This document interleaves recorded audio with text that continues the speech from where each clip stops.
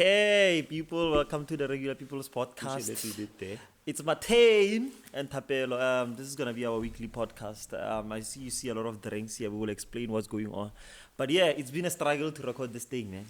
It's been a struggle. If we take you through everything, we're gonna spend almost an hour taking you through what happened and all that stuff. But anyway, I think we should tell you what we are drinking. Yeah, we definitely should. We should tell you what we are drinking. Uh-huh. Today we decided to drink this Origini. Ah, Yeah, it's written Marula here. I Yeah. think it's related maybe to Marula or something. it is. I'm well, just guessing. marula is a fruit that they made. That they used. Okay, there's the fruit. Yes. Yes, it's part of the spirit aperitif. Yes, that's that category. So I think Yeah. people are wondering what is Billiato doing on the table there? Yeah, we did a lot of talk around this thing, which is the video gonna come as well. Yeah. So this spirit aperitif, Yeah. even this one is a spirit aperitif. Yeah. If you look at it very closely. Yeah. So we thought, because it's the same category, let's taste this and Yes. figure out how does it taste. Yes. So I think that's the whole Origini thing. It's very strange. Yeah, it's a local brand, and I think it's important for us to tell you guys that we're gonna be doing this every week. Every week we're gonna be making sure that we have a drink on the table, whether it's beer, gin, vodka, any type of alcohol brand that's local. We're gonna be drinking it. We're not sponsored. We're just doing this because Yeah, it's we wanna just get for late. free. Yeah, so we tested Billiato in the first video, as he has already alluded. That video will come out. So we decided to go for a much cheaper, very affordable. This is just under 150. Billiato just 300 in normal price, but we bought it at like 280 at that time. Johnny's Liquor Macro. This one you can find in any liquor store in the country, and we will tell you at the end of the podcast how do we feel. Maybe we should start drinking it then. Yeah. I think we should. Yeah, we're gonna be mixing it with Sprite because we're trying gonna to mix it finish. with Sprite. We're trying to finish the podcast today, and we don't want to get too late. But it's supposed to be nice. Yeah, it's very It's nice. supposed to be nice. This is what I think it's supposed to be nice. Yeah, if it's anything like Billiato, it's gonna be very nice.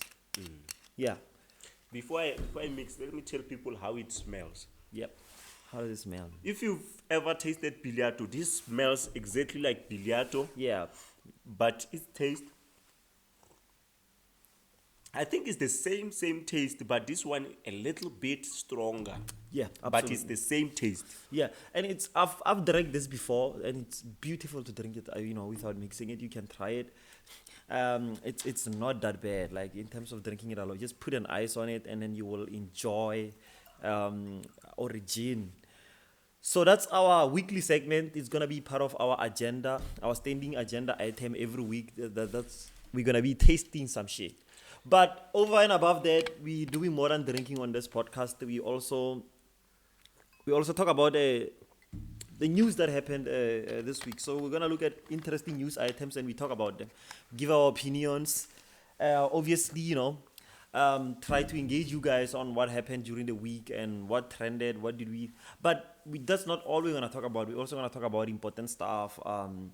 He's an HR specialist, so we're gonna be talking about job-related things. I know there's a lot of unemployment in this country, so he's gonna be helping you out guys with interviews and other things. So there are gonna be more things that we're gonna add to the podcast but for this week, there is one item that everyone was talking about, and it was the Senzo murder case.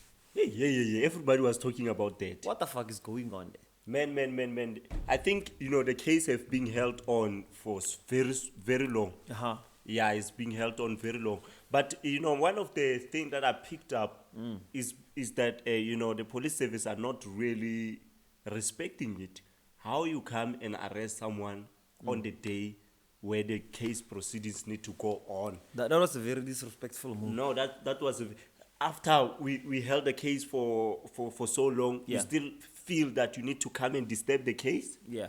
So, but for anyone who might not be familiar with the case, it's the case of Senzo a beloved captain of both the Orlando Pirates and Bafana, the national team, was killed, gunned down in Foslo in 2014. But the government or the police and PA, no one has been held accountable for that matter since then. It's 8 years later, and the government has managed to come up with a couple of suspects. For now, they are just dead suspects. whom I think it's very important for us to mention that they have a criminal past, almost all of them. Criminal past, we don't mean petty shit. They are professional killers, most of them. One of them prominently serving 6 life sentences for 6 murders. 6 life sentences. Yeah. Woo! Woo!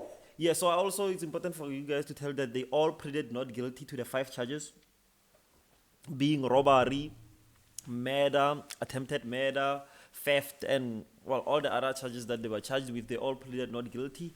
So the story that he's talking about actually is the story of an advocate who is representing 4 of the 5 suspects in the case who was arrested during the court proceedings on the 28th, and he spent a night in Hillbrow prison only to be released a day later at 10,000 rand bail. But then what I'm failing to understand is the fact that, this guy is representing 4 of the suspects. Yes. So what happened to the other suspect? Because there are 5. Okay. The other suspect is represented by a lady. I forgot the name of that advocate. So he's the only guy who has his own lawyer. So there is I forgot his name. I forgot the suspect's name, but the other suspect has his own lawyer, and the 4 are just using the same guy, Advocate Tiff. Okay, Tifo is trying to really speak for only 4. Yeah, only 4, and the other one is being represented by another advocate, a female advocate who I forgot the name. Advocate. Yeah. Okay. Yeah, but I think there's the part that I don't understand. The especially the part of a traditional doctor thing with Kelly Kumal. I don't know why people just put that piece into the whole story, of which, to some reason, we might not justify it or believe it beyond reasonable doubt. But to say that she went to the traditional doctor, allegedly, to wash, I don't know what are they washing with the traditional doctor, in that morning. Oh, the morning of the murder. Yes. The murders rather. So yeah, these are just one of the many conspiracy theories that have since came out after the unfortunate death of Senzo. A lot of people kind of like blamed Kelly for whatever reason. It's either, so the blame went 2 ways. It's either they straight out said he killed him, or he knows something and he's not saying it. So that's kind of like how it has all played out in the media. In the social media, mostly everyone is kind of like trying to blame her for the murder, essentially. As we know, at the time, Senzo Meyiwa was dating Kelly, but he was also married to his wife, which I know her name, but I'm not gonna say it. So I guess when someone dies, obviously at your home, a lot of shit is gonna happen. Yeah, obviously they're gonna find a way to connect it to you. Yes. Because people are not stopping to think. No, that's what I've noticed. And then the other thing that I heard was about the Netflix documentary. Yes, there's a Netflix documentary, one part just for now. I think it has 8 episodes. It tells you everything about the day, and it features not only the people who are related to Kelly, but they also prominently feature 2 friends who were there that night of Senzo Meyiwa.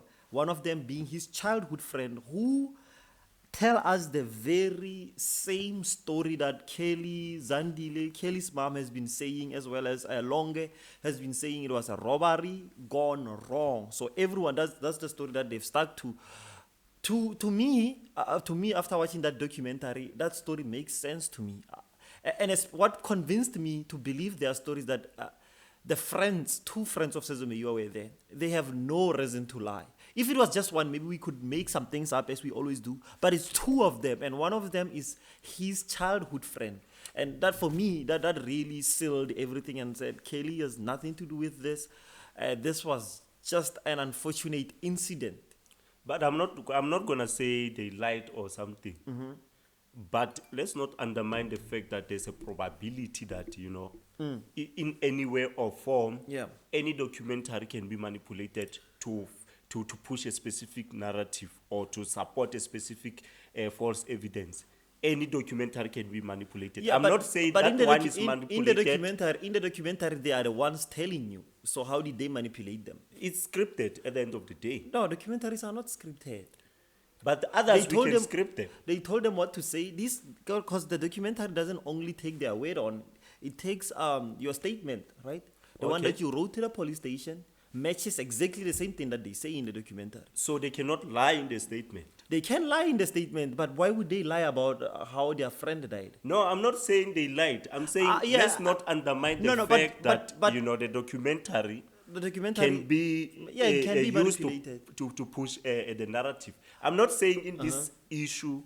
No, we are not avoiding that, but Yes. all I'm saying is that if anyone is gonna claim false evidence, lies, there should at least be, if not evidence, there should at least be motive to lie, and none of those two things exist. Those people have no reason to lie, so meaning no motive. And so far, the story has been the same, and no one has changed. Like at least materially, the story has remained the same. No single person, and there were 7 people in that house whom the police interviewed separately. Did they meet and just agree on this well-placed story? How unlikely in this, and why would 2 of Senzo's best friends agree to collude with other people who were not related to, or other people who are related to Kaylee? So for me, that story is convincing. But here's the thing: right now, the trial has started, and we are gonna get some of the facts Okay, as time goes as time on. goes by, because they actually to give you an update, guys. Currently, obviously what happens in a criminal case is that the state has to plead its case. They have to meet a burden of proof. They have to present the evidence why these guys are guilty, and then after on, the defense will have to refute the evidence. And I think that's exactly what led up to that advocate therefore situation, because what advocate therefore appears to going to argue is that the police grossly mishandled the crime scene, and therefore the evidence that was collected from the crime scene is not only contaminated but cannot be trusted. So I think that's his story, and I think that's where the gripe with the police might come from. Yeah, especially for the fact that everything was done irregular. Like every time when there's an accident or anything Yeah. of that sort, the police are not supposed to clean up everything, because now there's some hidden evidence that can be gathered from that scene. Yeah. So if they had to clean everything, then where are we going to start as a point of investigation? So I think for some reason, advocate was challenging that mishandle of that Evidence. scene. Yeah, absolutely. I think that's gonna be, and I believe also the advocate for the other perpetrator in this situation is going to follow in that same argument to say the police grossly mishandled the scene. Because the last time I was watching, the one of the responding officers, the one who was responsible for collecting the evidence, was giving evidence in court, talking about the processes that they followed, what did they take from the scene, how was it handled, who delivered it to the crime lab, and who wrote the reports, who put together the forensic reports. So they're still giving evidence with regards to that, and I think that's gonna be one of the most important things. Yeah. I think they will, at the end of the day, they will have to find a way to arrest whoever was supposed to be arrested. Yeah. So that's the Senzo Mayua case, but let's talk about less depressing things like Yeah, the let's murder. move away because I'm getting emotional a bit. Yeah, so let's talk now about our favorite young up and coming female DJ, Uncle Waffles. Waffles the baby. Yeah, so I think we're gonna put a picture of the one that she posted on her Instagram 6 days ago. So Waffles was set to perform at Cotton Fest, and she went there with a couple of dancers. This was the first time actually I saw that she has a group of dancers. So the group of dancers are made up of gay people, almost all of them are gay, I think. From what I saw. That's Yeah. why people are saying Waffles. Yeah. So now people started a rumor that our favorite uncle is. It's so weird calling her uncle. Right? Is it not? I'm listening to you like, why are you calling her uncle, man? Why don't you call her Waffles? Because I never understand why you are calling these people uncles, Uncle Vin, but you look at the boy, But Uncle Vinny, okay, he's male. But I mean, he's female. Uncle Waffles. Uncle Waffles. But yeah, so our favorite waffle, they started this rumor that she is transgender, and I think the evidence that whoever started with the rumor, not evidence, whatever, the thing that they were pointing out was the fact- physique. Yeah, like the physique that she doesn't have, I guess, like the biggest breasts, and also she's hanging out, or her dancers are predominantly queer, so people started kind of like accusing her of. But of why being will transgender. you wake up one day and start looking like? Why will you wake up one day and say, "Let me look at this person and find what's wrong about this person"? Yeah. And you pay close attention to an extent that you end up accusing. What are you doing with that intelligence? Like, you looking at someone picture and you are zooming it, and you make such, like, that person must be intelligent, and that intelligence must be used for something else. Like, and you the guys, time also, the time that the time, what's going on, like, what's going on in your mind to arrive at that level of interpretation or conclusions Yeah. by looking at someone's picture. Just because somebody was posted in Drake Day, now you find a way to bring that person down. yeah, I think that's what happened. Uncle Waffles is a 21-year-old young girl.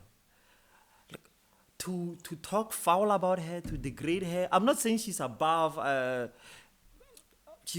criticism. This is not criticism. This is slander. This is an ugly lie that was started by probably a 30-year-old man who, like you said, has too much time on his hands and needs to Yes. start thinking about, doing How did something you with their time. arrive there? I mean, this girl is talented. She has one of the best albums, honestly, personally, that I've heard this year. Yamapiano, not an album, an EP. EP, yeah. Her song Tanzania is #1 on Apple Music. Even today, it was #1 on Apple Music. She posted it. It's doing very well on Spotify. It's among the top 10 songs streamed on Spotify right now. I don't understand but I guess maybe we do understand. You are doing well. Somebody might need to not pull be, you down. might not want you to be in a position that they think you don't yes. deserve it. So maybe someone just started. Maybe someone just said, you know what, I need to find something to bring this person down. Yeah. To make this person feel weird, to make this person doubt herself. Yeah. Because this person is at the pinnacle of her career. Instead Pinnacle. of us supporting this person, pushing this person to go forward, Yeah. now we find ways to bring her to down. bring her down. Who- And tomorrow, you know what they do? Yeah. Tomorrow somebody committed suicide Oh, shit. because of cyber bullies. Yeah. And then the same cyber bullies will come back and say, "Yo, we so sorry. Depression Is real. But you Motherfuckers. motherfuckers are causing this shit." Yeah. Woo! Leave Uncle Waffles alone. If you don't like her music, don't listen to it. If Yeah. you don't like her videos, don't watch them. She is at the pinnacle of her career. She should be motivating you to get. If you don't like her DJing and you are in a club, take a break. Go to the don't toilet. go to the club if she's coming. Don't go to the club that night. She's at the pinnacle of her career. Leave Uncle Waffles the fuck alone. Yeah, just leave the girl alone, man. Yeah. Just leave the girl alone. So there was another interesting thing that happened last week, and it's with regards to our resident here in South Africa. South African resident, South behave African yourself. born, South African raised, American billionaire, Tesla owner, PayPal co-founder, also founder and CEO of SpaceX, the billionaire himself, Elon Musk, did something. Mr. Tesla. Mr. Twitter. We can call him Mr. Twitter as Yeah, well. now he's Mr. Twitter now. Yeah. Elon Musk is in a process of buying publicly traded Twitter for $45 billion. I don't know how much is that. Is it billion or is it million? Billion? No, it's million. It's $1 million. Maybe we should confirm it. No, I'm not confirming. It's $44 billion. Elon Musk is paying 38% premium on what the share is currently valued at on the stock on the New York Stock Exchange, and he is taking the company private, meaning Twitter will no longer be publicly traded. It will be a private company, and Elon has made a lot of promises. I think, one of the promises that Elon made, was freedom of speech. Donald Trump, they say he's racist, and then they block his account for some time. Yeah. Even Kanye West, I think they once blocked his account when he was posting a lot of rigorous stories. Yeah. So Elon Musk, I think, want to dive into that area where freedom of speech is guaranteed. Yes. Is one of the thing that Elon Musk is pushing for. Yeah. But I'm not sure if Elon Musk is the person, the right person for pushing freedom of speech. Yes. So that's right. As we all know, President Donald Trump, now former president, was banned permanently on Twitter, and the reason was instigating violence that happened on January 6th when the legislature, or rather the Congress, was trying to approve essentially the elections that he lost. He instigated his mob to not only storm, but also to essentially stop the certification of elections, so that Joe Biden, who had won in November, does not become president. So as a result, Twitter decided to permanently block his account, and all the other social media followed. Facebook followed. Obviously, Facebook follows, Instagram follows, Twitch followed, Twitch YouTube followed. He was everything. banned everywhere, to a point where now he started his own thing. So Elon comes and says, you know what, we cannot tolerate this. We have to ensure, or rather guarantee, freedom of speech. Yeah. Which, to be clear, a private company is not required to guarantee when you get into a place, for example, you see that rights of reserved rights or something like this. So that's what private companies do. They have that reserved right to kick you out if they want. So they don't need to necessarily comply with freedom of speech. It's like, it's my house. Yes. I have that reserve right. Yes. To say this person is not allowed here, or something like that. Yes, and like Soyuz Martinez said, Elon is not exactly a free speech warrior. He has, multiple times, been accused of threatening people, threatening to get people fired who have wrote articles about him, who have exposed certain maintenance issues with Tesla. As we know, Tesla, one of the first mainstream electric car, it has had a lot of criticism. So as a result, Elon has went on a campaign to ensure that anyone who says anything negative about Tesla gets either fired or, essentially preventing them from speaking, which is the freedom of speaking about, their impression on Tesla. Yes, so we don't know. We're going to see what's going to happen. But like I said, it's going to be a long process for him to take over Twitter, because the transaction is going to happen over a couple of months. And they have to delist, they have to restructure. There's a whole long processes that need to be followed formally to ensure that there's a transition that is happening between the previous owner and the current owner. Yeah. So we are going to see what's going to happen with that, and we are going to be keeping our eyes on that topic because it's something that we care about. I have one question before we move away from the story. Do you think you're going to bring back Donald Trump, and what do you think will be the reaction of the people if they bring back Donald Trump? Yeah, so the reaction, if you understand American politics a little bit, you will know like the right-wing side of the political spectrum is very excited about the prospect that Elon is going to own Twitter, because they see him as a free speech warrior, and they think they are always banned from these platforms because they believe that executives of these major companies are owned mostly by people who have left-wing views. So Donald Trump has actually weighed in on this, and I think that's something that we forgot to talk about. Donald Trump has already said it's promising that Elon is buying Twitter, but he will not be coming back, as he has already started his own Twitter. It's called the Truth platform. I don't know what's going on. Yeah, but Donald Trump has a social media called Truth. It's exactly like Twitter. When you write, how did you want to write the truth? It was a cut and paste. Donald Trump is mad. Yeah, but it has so many issues, technical issues. Currently, yes, it was one of the most downloaded on the Apple thing, but Apple thing.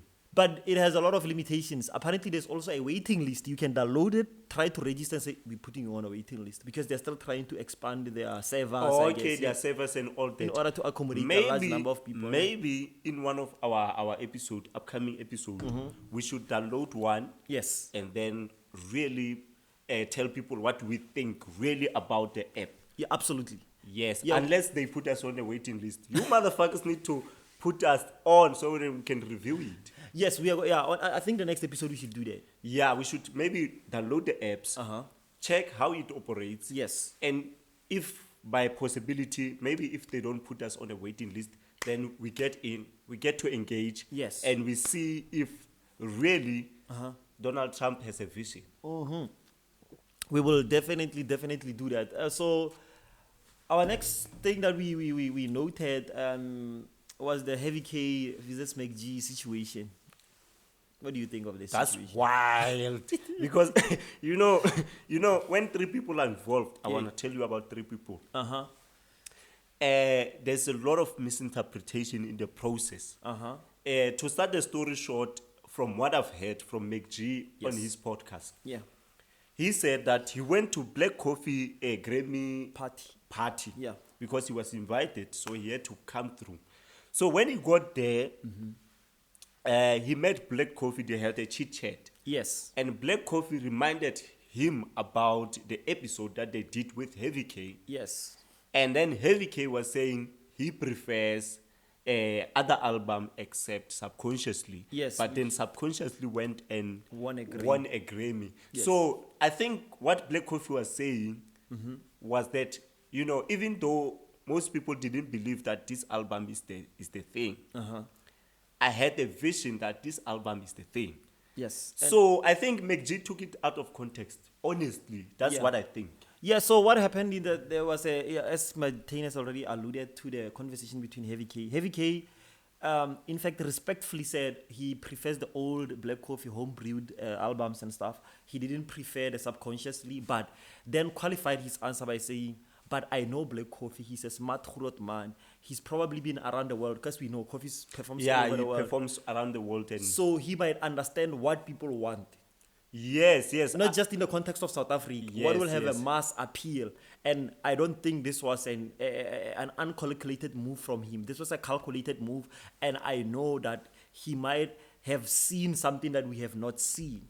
So, but MacGee then essentially went on to say Heavy K said the thing was pop, which disqualifies the answer completely. Which is totally different from what he said. So he was demanding that MacGee issues an apology on the podcast, but we saw what happened and there was a bit of a scuffle. But I hope everyone gets together and they resolve this. It doesn't become a big thing. I mean, you don't want to have even a perception of having a beef with the biggest dance artist in the world right now. Grammy award-winning motherfucking Black Coffee. Come on, man. Congratulations, man. Congratulations to Black Coffee. But then what I picked up is that, even though you want to have beef with somebody, but then what if you yourself have made it clear that you love the guy, you love his products, and you believe in him to have a different opinion about his album, but still believe that this person has a very different perspective before. But then somebody comes in and then misinterpret the whole shit. Yeah, it's maddening. I understand why Heavy K was mad about that. I was gonna be mad. Heavy K, I hope you find peace and then you just leave him alone, or you find a way to come together with this guy and explain yourself further if you feel like this guy still misunderstood you. Yeah, but I think he was heavily supported actually, because I looked at some of the comments later on Twitter and stuff. People were very much in disagreement with how MacGee handled it. I think people were on, mostly from what I saw, on Heavy K's side, because he had evidence. He was not just making things up, and he was not calling for anyone to be cancelled. He was just saying, represent what I said accurately. Imagine having a beef with somebody because of somebody else's misinterpretation. Yeah, that's maddening. No, that's mad. It's maddening. So that's what happened this week on Twitter and on the popular podcast, the number one podcast in Africa, the MacGee podcast. So another thing happened this week, and this one is a little sad, but it was Cotton Fest. The Ricky Mercado. Ricardo Macaro's event happened in the last week. There was a lot of engagement on this event, man. It was one of the most talked about things this week. I think people were just who had the best performance. But I think what for me, when I was looking at the whole thing unfold, we didn't go obviously. But as I was reading people's comments and Performances seeing on YouTube, online, it was a little sad to witness the Cotton Fest without Ricky. It was a little sad. It was too sad. Too sad. You know what saddened me most is me looking back and saying, "Oh, Ricky put a lot of people on. Yeah. Ricky have made a very, very great impact in this industry. Facts. Him not being there to witness it, and the result being, the suicide and the depression and all that stuff. I mean, it's very saddening." I'm sure everyone knows by now, Ricky is late, and as a result of a very tragic event that happened back in Feb, I believe. And his event was supposed to happen, and actually, I'm glad that it went through. They paid tribute to him. I think every artist who was on that stage. I mean, Cotton Fest is a different kind of beast. They book almost everyone in the industry. Almost everyone. Even like, my piano artists were big, there. Yeah, it's a big thing. But other than the sad part of it, it was a wildly successful event. I think that is it was sold out, ne? Absolutely sold I out. remember we talked about the vaccine thing, but regardless of that, it was sold out. It was sold out. And what were some of your favorite performances that you witnessed? To be honest with you, in terms of energy. Yeah. Energy. Yeah. Because, I believe performances, most of the part is about energy. Yes. In terms of energy, how Nasty C came in, No. I think that nigga was energetic as fuck and he fucked shit up. True. That's one performance that I saw and I was like, what? But the other performance that I saw was the performance by Aries. Yeah. I think although the energy wasn't there that much. Yeah, well, at least comparatively. Yeah, comparatively to Nasty C. Yeah. The guy was performing songs that have a message. Oh, man. And that message was more like talking to, the Ricky situation. But, obviously indirectly, but, if you relate the lyrics to the incident, to the event, to how people felt about, Ricky's situation, I think the guy went on. Yeah. So that was actually my favorite performance. I think the band, just the execution of it felt right. It just, everything felt right. But one of the other performances that I've been thinking about was the Zuchi Coke Dope's performance. For me, it was one of the wildest performance. It wasn't wild in that there was like so much energy, but it was so touching, because Zuchi Coke Dope is just one of these artists who makes very, very good music. And he performed this song called Plus, and I forgot to tell you about that. Was so good. It's a song featuring Lady Zama and another guy who I forgot the name. It's a well-written song. If you listen to that song you can easily just compare it to any international song that you've heard on the radio. That's how well produced and just the lyrics of the song and the structure. So Zuchi Coke Dope was also one of my favorite performances. But one of the things that I noted was Amapiano performance didn't get a lot of like overwhelming reaction. Yeah, Lady Do was one of my favorite performances. Lady Do just all energy in the entire thing. Dancers. She is singing every lyric, rapping every lyric, and she is energetic as fuck. And the crowd is not exactly communicating as it should because it's, obviously inherently a hip hop show. But Lady Do was one of my favorite performers on the day. But then I noted something when we were talking. What do you think about Lady Zama's career currently? Lady Zama's career, I don't know, but for me, I will always listen to Lady Zama. In fact, she just released a piano song which is just a banger. It's just an instant hit. I forgot the name of the song. I forgot to write it down here. So Lady Zama's career might not be where it was maybe 3 years ago. And I know Lady Zama has been involved in a lot of things which, I don't think we should get into right now. But Lady Zama, as an artist herself, the talent, the song writing ability, she's the best. She's insane. She is very, very good. And actually, talking about it, people were mad at Zuchi for having her on the record. The one that I'm talking about, plus because of the whole entire situation that happened that we are all aware of. But I felt like she killed it. And I encourage everyone to go listen to Anxiety Plus that was dropped by Zuchi Cope, the best album of the year, in my opinion, hip-hop wise. In South Africa, that's my album, Anxiety Plus. Production on steroids. Like sonically it's amazing, so just go listen to it. I can talk about this album forever, but yeah, Lady Zama will definitely bounce back. She has a hit right now, and I think it's gonna be insane. Something to come back, Absolutely, I think she's gonna come back. So something also happened this week with our favorite artist. What happened? What happened? I know something wild always happened. Prince KB. The prince. So for everyone who doesn't know what we're talking about, I think I'm gonna link a picture. If he didn't delete it, you're gonna put it. Okay. So I think it was last year, a girl who allegedly Prince KB was having an affair with leaked his manhood online, and people were just, they went wild. They were like, "Is that you, Prince KB? Is that you?"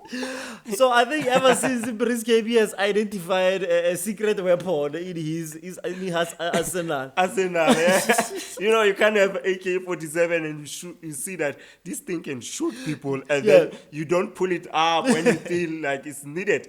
But I feel like he don't get so much attention as he got when that manhood was revealed was it last year? Yes, it was last year. Yeah, I think you got a lot of attention after that. Yeah, absolutely. I think he got a lot of attention. I think even if his music was paying well. Yeah, and to be honest, one of the best albums last year that I listened to was Remino by Prince KB, but it didn't get a lot of traction. Was it Remino? I think so. But an album that he released last year, too fire Prince KB. But Prince KB, I think he's using all his weapons to make sure that the next album becomes a hit. But then why don't you use your weapons? I will tell you something. Ladies, let's talk about the double standard. Yeah. Respectfully, I don't disrespect anyone. Yeah. Respectfully, ladies are there in Instagram. Yes. Posting half-naked pictures, calling themselves models, which is certified and qualified as a word for that description. Yes. So what are guys doing? Yeah. To be on that level? Because what I will tell you is that intelligence is something else. Yeah. You post half-naked pictures. You see the reactions. Yeah. You see people following. You see the back coming in form of advertising. You obviously want to post another naked picture. So are you saying Prince KB is using his sexuality to advance his career? I'm not saying that, but if he's doing that, he should be allowed. Nigga, you should go on. Drop the album, show your shit. I think it's going to be fire. He's a talented artist. Yeah, he's a talented artist, but in terms of grabbing attention. Yes, he can use the other thing. Nigga, continue with what you are doing. I applaud you. Yeah. So we're going to now start calling him a Slay King. Yeah, because those ones, we certify them as models. Yeah. So maybe we're going to make him a legend. A legend of Slay Kings. The guy who used his sexuality to advance his career. To be clear, he has a wildly successful career, platinum albums with Universal. We are not saying he's a pop artist. He's very talented. Very talented artist, but we're just looking at this one element of marketing and we think it's brilliant. Go on, brother. Go pay that rent, G. I don't think he pays rent. I don't think he pays rent. But I get you. Yeah, so anyway, that's it for the news of this week. I think we covered almost everything, and now it's new music for the weekend. I think Matane is still counting down to K Dot Music. You know, I wanna stand up and sit down because you know Yeah, pay respect. K Dot. Last time we heard something from K Dot, Kendrick Lamar. Was on 2017. I remember I was at university. Yes, we are. I heard that album. I was like, this is late. That was the last time we hear. What are the a chances product. that you listen to it illegally? Nigga, YouTube is legal. Don't shit me. No, it's not legal. If it's not posted by his official thing. Okay, yeah. Obviously, Kendrick on that album, I remember very, very clearly. Yeah. He posted the video for Humble. Yes. Which went wild. Too wild. But the whole album was not on YouTube Yes. when it drops. Absolutely. It came, I think, a few months later, even not a week later. Yeah. So I think it was done deliberately to push the streams and other things. Yeah. But then, He's about to drop. for some reason, I think I've listened to it illegally somewhere. Yeah, I think absolutely. so. I know you. Absolutely. I he's don't that know guy. whether it's what is that thing. But he doesn't need to do that anymore because back then Apple Music, Spotify, they were not as popular. Yes. Right now we are yes. armed. We don't have to do We that. have a Mac. We can listen to that project legally well Yeah. and make sure. But you know, I want to do a little bit of projections Uh-huh. so that when it happens, Yeah. people can know that you know I told you. Yeah. You know, Kendrick Lamar on the last album he moved 600 units per week. First week, yeah. First week, Yeah. went number 1 on Billboard 100. Yes. Obviously, 200. other, you know, hip hop, whatever. Yeah, rap and the yeah, other general, things, yeah. whatever. So this time, again, Yeah. Kendrick Lamar is moving everything above 600 units. I'm telling you, and I'm confident. But there's one thing that is a setback, though. Yeah. Talk The about it. fact that there's a transition Yeah. from TDE Yes, Top to Dog Entertainment. Top Dog Entertainment to Yeah. PG Lang. Yeah.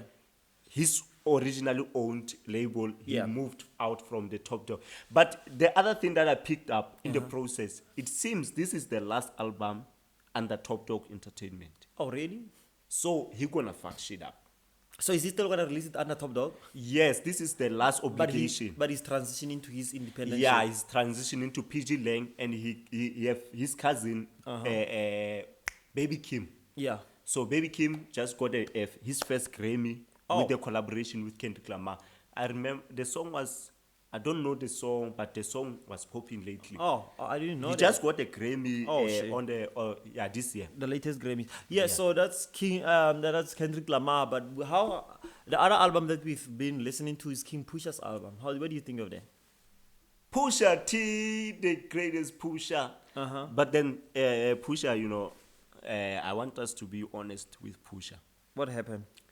Pusha, we didn't put too much expectation in terms of sales. No, we didn't. We didn't. He did 55. Yeah, I was not surprised. Yeah. I was That's not not a surprising surprised. number. Yeah. Yeah. So I've listened to the album, Uh-huh. and I think the album is fire. I've listened to it a couple of times. Yes, there's Neck and Wrist there, Jay-Z is there, Pharrell is there. Yeah. What's your favorite album? What's your favorite song on the album or songs? Or songs. Yeah. You know, I will extend it further. I think I have two favorite. Yeah. And then one of the favorite I'm looking here is just so you remember. Oh. I think, you know, the vocals that are there, you know, are fire. Uh-huh. And that Coke, I think that Coke fuck Too shit fire. up. Too Fuck fire. shit up. Yeah. So my favorite from the album, as I've already said, is "I Pray for You," Diet Coke. Those are my two favorite albums. But I think I talked about this. Hear Me Clearly. That was one of my favorite. So those are my three favorite songs. If I had to rate them.